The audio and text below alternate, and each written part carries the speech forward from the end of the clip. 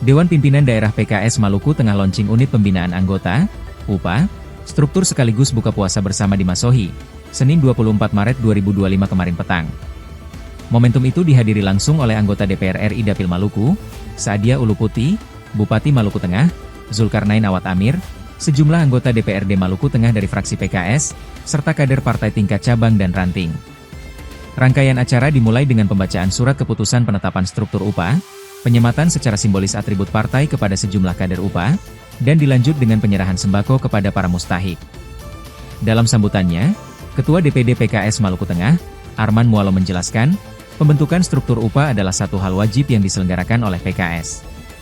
Baik di tingkat kabupaten, kecamatan maupun tingkat ranting. Kata dia, wadah tersebut sebagai langkah-langkah penguatan basis kader PKS. Ini juga merupakan salah satu program yang diinisiasi oleh bidang kaderisasi.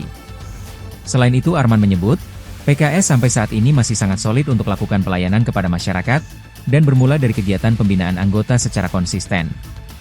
Olehnya itu, pihaknya butuh dukungan dan sinergitas dari seluruh elemen. Sehingga kegiatan ini menyentuh berbagai lapisan masyarakat. Di tempat-tempat yang lain.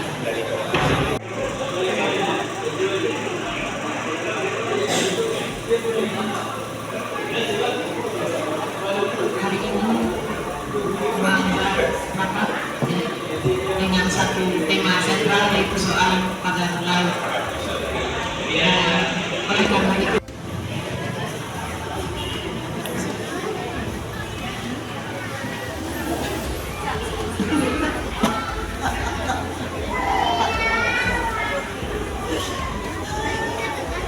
Wahyu Sakti Trenggono menjadi menteri 5 tahun kemarin ya Pak ya,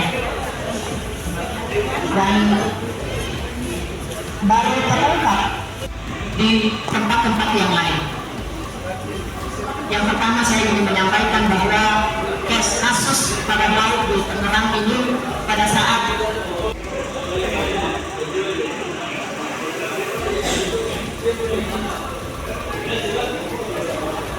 hari ini rapat dengan satu tema sentral yaitu soal pagar laut. Download Tribun X sekarang, menghadirkan lokal menjadi Indonesia.